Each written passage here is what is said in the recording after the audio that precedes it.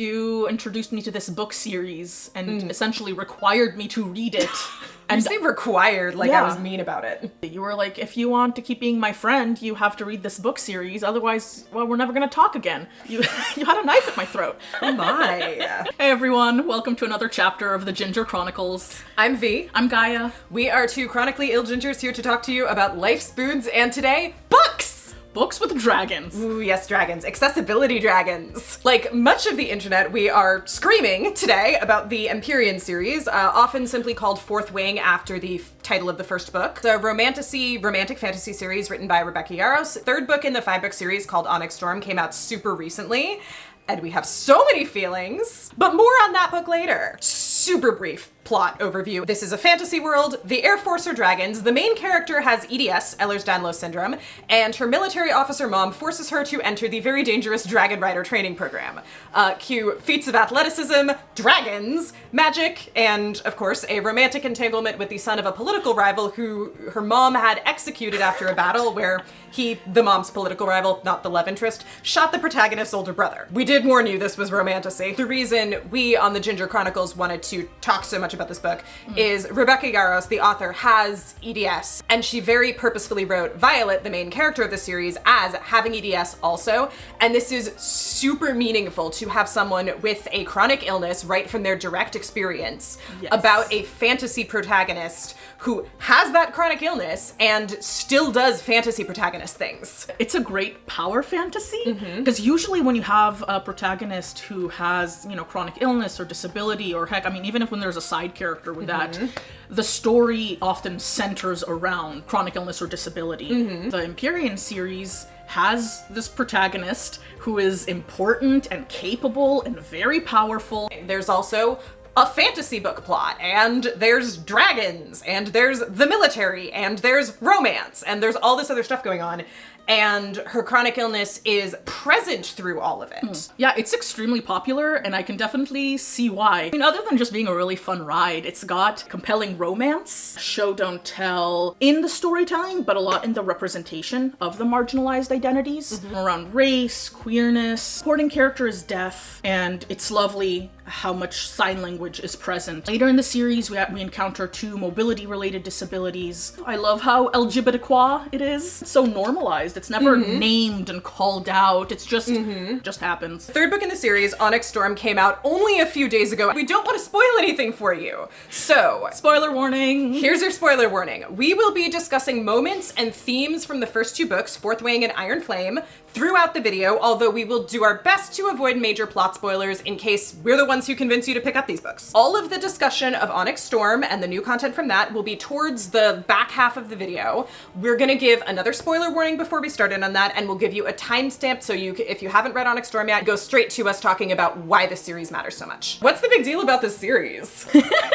The series doesn't just speak to straightforward representation of chronically ill and disabled people. It actually calls on the reader to relate to many of just the continual daily realities and experiences of managing that chronic illness. That Violet, with her EDS, the main character, she's continually aware of the physical strain, devote extra time to caring for herself, to strengthening herself for this extremely athletic profession. This is actually one of my favorite books ever for how it represents the sort of complexities of interpersonal relationships around chronic illness. There's a particular character, Book Talk, collectively despises. A lot of his behavior is so specific to things that we as people with chronic illness deal with. The main character's actual love interest continually treats her as being capable without ignoring her illness. The first one kind of sounds like your ex. We love this, firstly because we're both trash for genre media. Call yourself trash, oh my god. You said to me, this feels a lot like reading good fan fiction. Yeah. How do I put this? No, I'm feeling so brain dead. It's okay. This stays in the video. It's themes, it's plots that I've read before, it's characters that I think I could recognize at least the archetype. A lot of current popular timely themes in fantasy. The villain is a climate change analogy. The government is untrustworthy and might secretly be in their pocket. The love interest is tall, dark, and handsome. He's excessively tall. I'm the same height as Violet. I cannot imagine trying to deal with having a partner 14 inches taller than me. He doesn't need to be 6'4". Under the umbrella of good disability rep, within that there's good chronic illness representation, specifically what Violet goes through. Pain, there's fatigue, dizziness, her constantly needing to do extra conditioning and take extra care just to sort of match what other people around her are doing. And that's incredibly relatable across, I think, a number of chronic conditions. We relate a lot to it, and neither of us has EDS. I have fibromyalgia and some issues with my spine. You have idiopathic hypersomnia. We can have different diagnoses than her and still relate on like this visceral level. I really relate to her, especially with the constant worrying about, what's it called, subluxating? I'm overly flexy in my joints, and I need to work harder to build and keep muscles because I sleep so much, my muscles don't stay.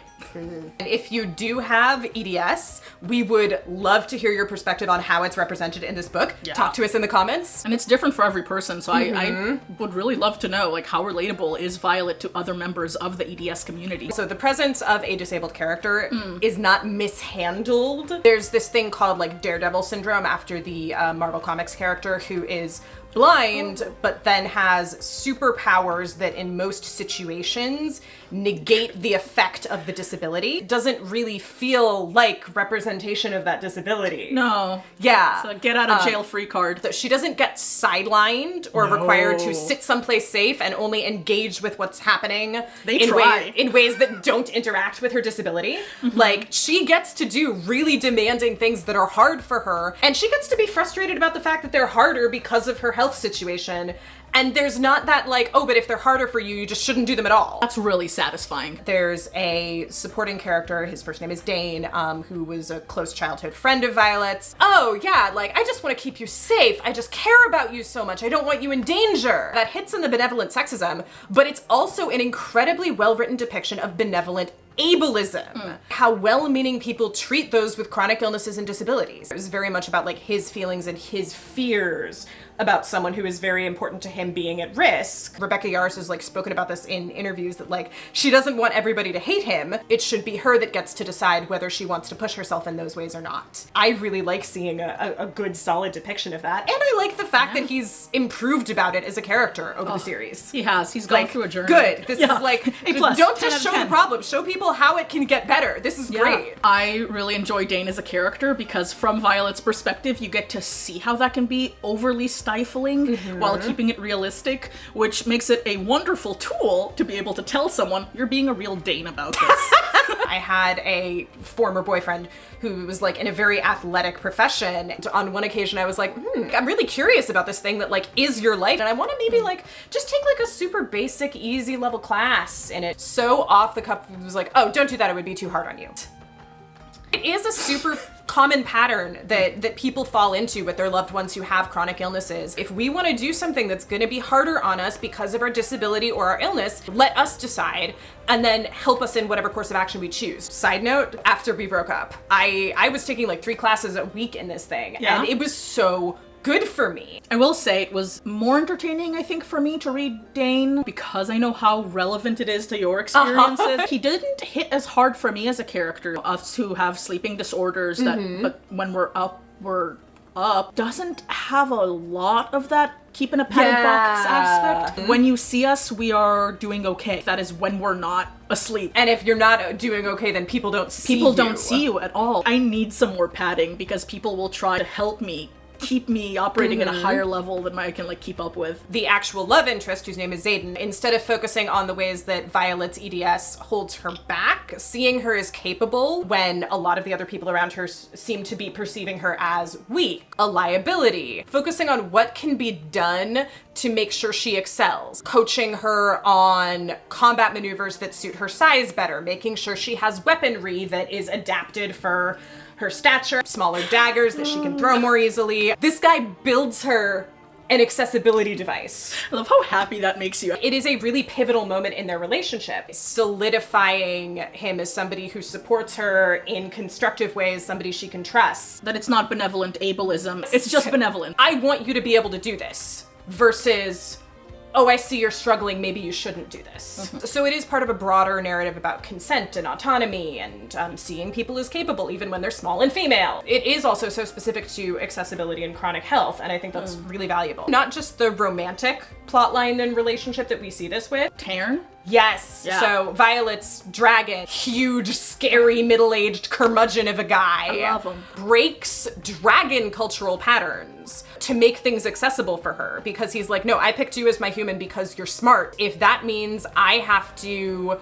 like drop my shoulder for you to climb on, then I'll do that because I think you should be my human. He's willing to wear a saddle. If she falls off, he just catches her, modifying some standard dragon and rider maneuvers. This program is so bonkers harsh because, well, if you can't even make it through human harshness, you're never gonna survive dragon levels of harshness. And the dragons are seen as so proud. For even such a proud individual that works within this system that expects a certain level of strength and like really abhors weakness, disability is not a weakness, and modifying what you have to do for accessibility purposes doesn't impact your pride and doesn't make you lesser. I feel like a lot of times in real life, accommodating is paired with like the whole, I don't know, being a snowflake or being too soft or being too lenient. And here's this giant, big, fighty curmudgeon of a battle dragon who's just like, he'll just flop on the ground and let you climb on. I don't care. It makes sense. It's just what I need to do to make this happen. And then you're great. It's so crazy being in the Rider's Quadrant. People die every day. Everyone's at risk. Whether you're not, you're ill. While Violet doesn't have a lot of practice of specifically, you know, training up to be a rider, she has so much mental practice in sort of the idea of being like physically at risk, things becoming hard to the point. Walking up a flight of stairs could result in an injury. If you don't, you know, gotta keep that body awareness going. Violet's mom, who's like the commanding general, forces her into this training program. And her justification is Violet has tons of practice managing pain and discomfort and experiences that are very hard on her. She can handle this. Thanks, As we Mom. can tell you, this is very mentally taxing, but it is one heck of a skill.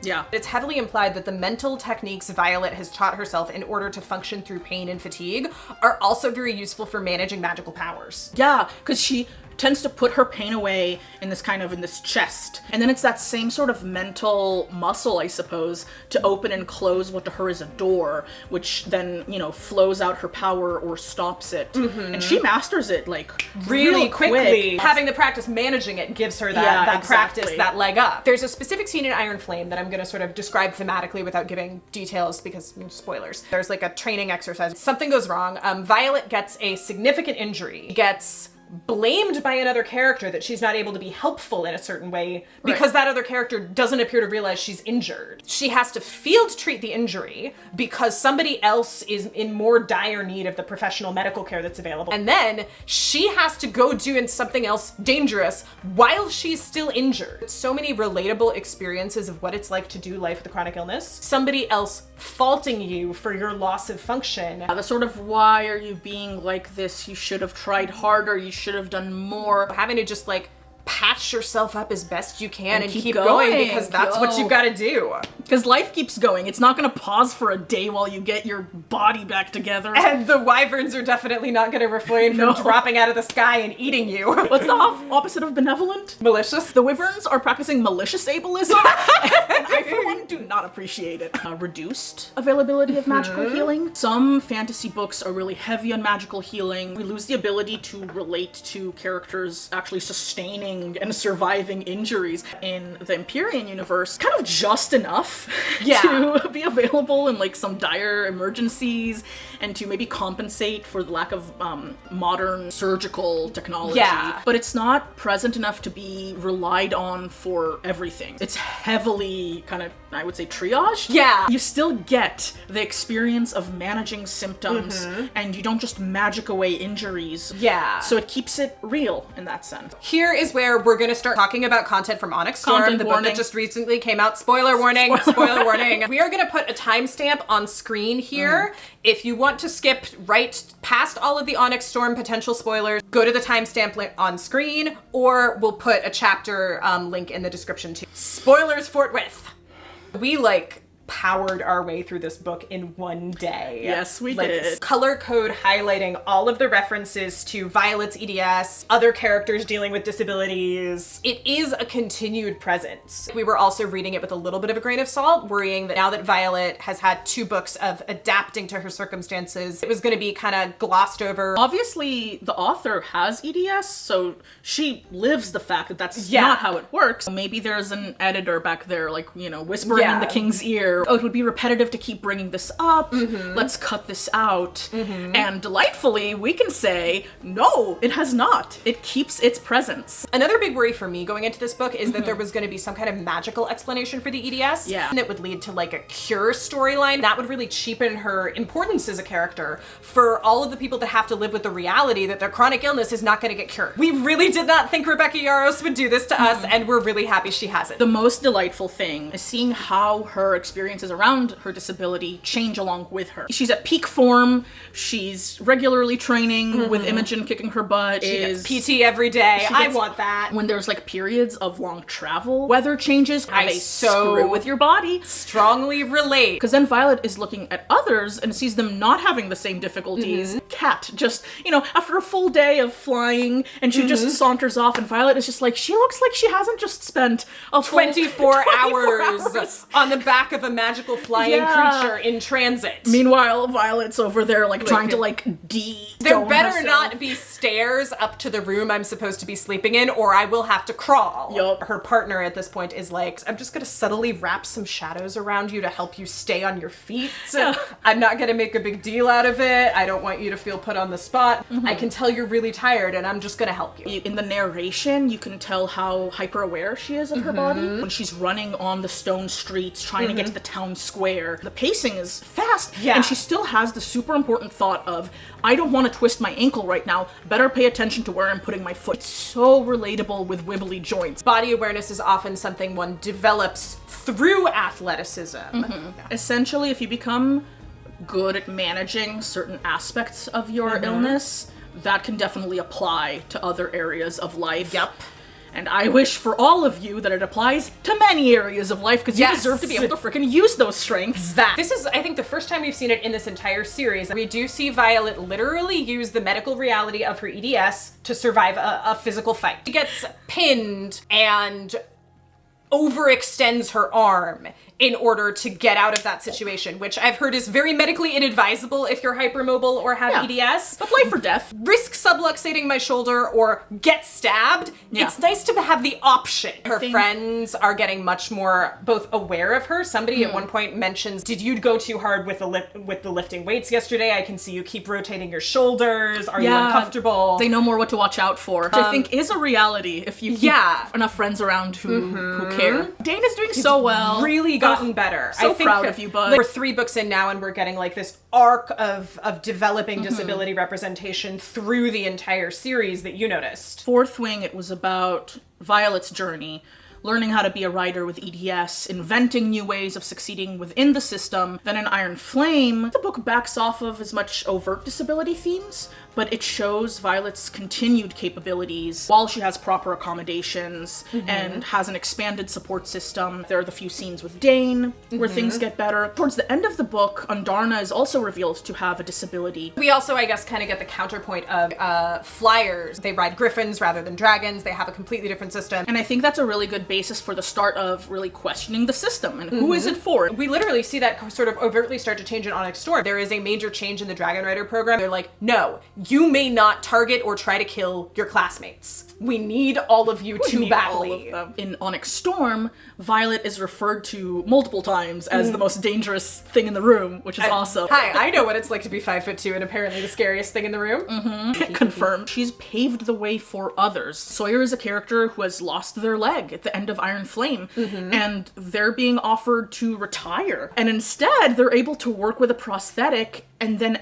they ask Violet for help in learning how to mount their dragon. If Violet hadn't shown that it was, again, okay and respectable, and that it was even a possibility, then this character, Sawyer, probably would have just been like, oh, well, I have this injury. I guess I have no choice but to retire. Flyers pointed out that there are no disabled riders. Kat is saying, well, who do they have to look at? Can they see themselves getting back on the dragon? And the whole squad is just like, oh, actually, no, not really. Sawyer's dragon doing the thing that Taryn did and being like, here, let me help you, and Sawyer worrying that would hurt the pride of the dragon. How ableism and the presence of it can just like complicate relationships, even when everybody has like the best of intentions and they love each other. Sawyer and his dragon have this really sweet exchange with support from Violet and her dragon Andarna. Sawyer feels like his dragon took a chance on him and would look down on him. Sawyer's dragon feels really, really badly that Sawyer got injured protecting him. A lot of societal pressures getting in the way, even though they both want this. I love that scene so much because Andarna, you know, she's in a difficult spot in here, and then she starts helping come out of her shell, pun not intended. 3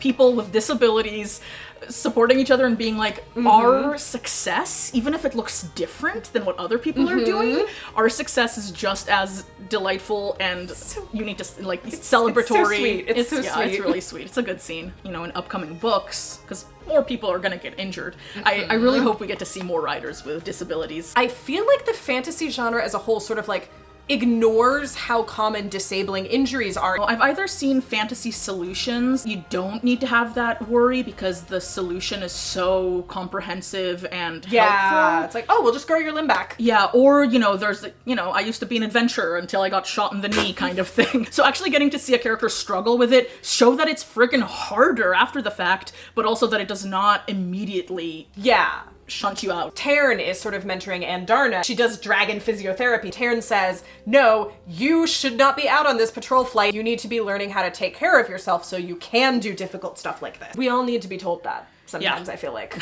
As the person who introduced me to this series has kind of led our gushing over it, I'd really, V, why does this matter? Yes, straightforward representation is hella important, but this book's popularity and writing style requires people who do not already have these experiences to develop a better understanding of them. This book is told first person present tense narration. And that literally puts the reader within Violet's experiences as much as possible. When she has an injury, when she has to be careful to not get an injury, when she has a good day, when she has a bad day. For somebody who doesn't have direct experience of this, you're getting that firsthand understanding of what it's like. Yeah. The idea that people with disabilities and chronic illness can do things. Like badass things, kick-ass things. Violet is literally a member of special forces. She performs these feats of truly spectacular physical prowess. And it's not in a zero-sum situation with her disability. They do interact. She needs time, energy, equipment that others don't need to use, but she can put in that time and energy, and she can have that equipment and do really spectacular things when her needs are addressed. She prepares for some things and has to work harder at other things, but she keeps up. Curing, unfortunately, generally doesn't happen for real chronically ill people. Just kind of have to learn how to live your life with it and learn how your normal is different than what other people's normals present as. Society's focus of disability and chronic illness is so centered on us not being able to do things. And I think this is a really good counterpoint. She's clever. It's really satisfying to see her essentially working with her deck of cards and being able to get things done. It's really cool, and it is absolutely a power trip fantasy, I think, for someone who I would absolutely not be able to do what she's doing. You can be 5'2", chronically ill, and if you are well supported and getting what you need as far as accessibility, you can absolutely be the most badass person in the room. You could be a believable fantasy heroine. Putting us in Violet's experience will hopefully improve people's understanding and treatment of folks with disabilities and chronic illnesses. You keep a list of books, general media, I think in general for both good friends, partners, things like that. It's really hard to describe in so many words what it feels like to be treated with the benevolent ableism, like Dane treats Violet in the early books. I can just tell them, hey, read this book. That's what it's like. Do you have recommendations for other books or maybe shows? I really like Lee Bardugo's books. She is a fantasy writer who uses a cane. She wrote a character, Kazbrecker, this really like good nuanced picture of what it's like to need and use a mobility aid. It's much more complex than we're used to seeing. What book is that in? Six of Crows and Crooked Kingdom. Right. This character can and will do things without his cane, when a situation calls for it, but it is more challenging for him. He does have to think carefully about making that call. Also, he uses the cane as a weapon, and that's just cool.